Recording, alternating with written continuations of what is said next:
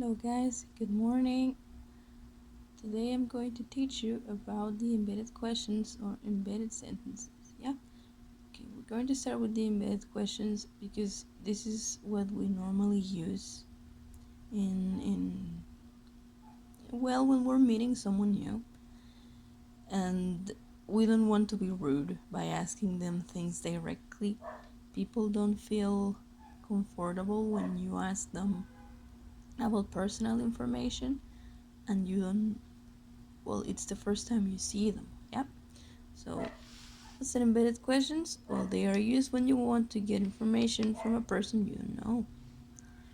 Now they are different from the usual questions like where do you live or when do you celebrate your birthday.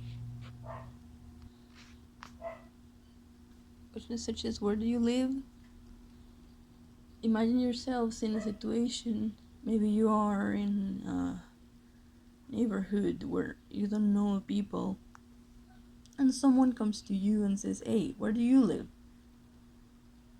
Obviously you will not feel happy, you will not feel safe, because this is a stranger asking you for information that doesn't concern them, right?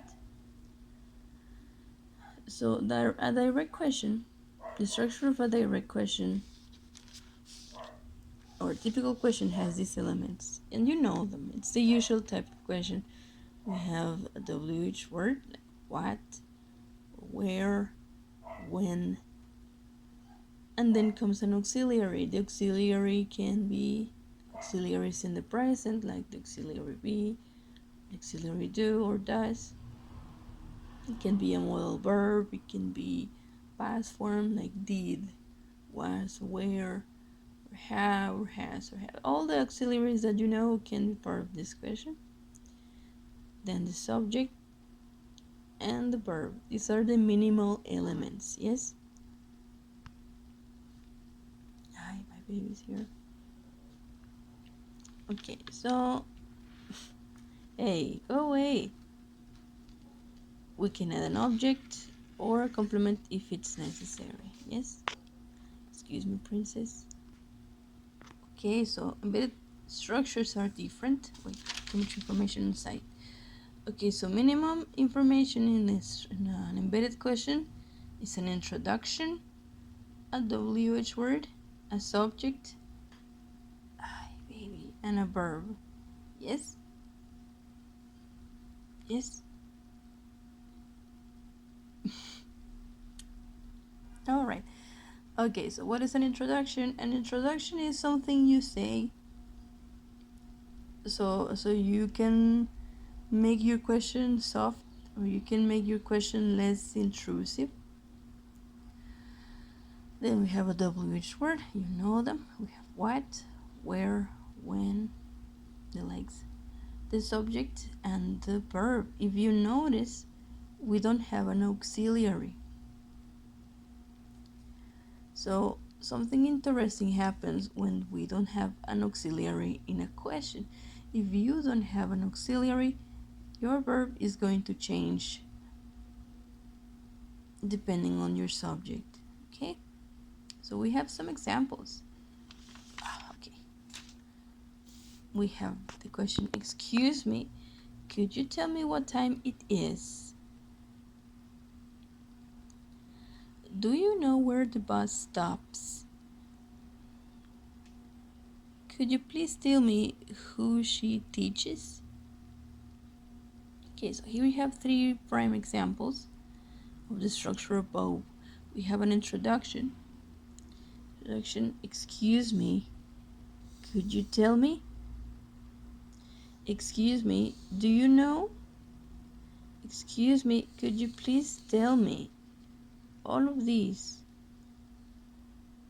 are introductions. There are different kinds of introductions. We will learn them eventually. Okay, so first we have the introduction. Could you tell me? Do you know? Could you please tell me? After that we have a WH word. What? Where? Who? Oops. Excuse me. I forgot about this. So After the WH word, we have the subject, it, the bus, she. And after that, we have the verb. We can have an object or a complement if it's necessary. In this case, it's not necessary. So we finish with the verb. Could you tell me what time it is? Could you tell me where the bus stops? Could you please tell me who she teaches? Alright, so remember what I told you? If you don't have an auxiliary, your verb is going to change depending on the subject and the time. So this is a question in the present. My verb is going to change to the present form because I have an it as my subject. Same with the last question. Could you tell me who she teaches? My question is in the present. My subject is a she. So my verb is going to change with an es.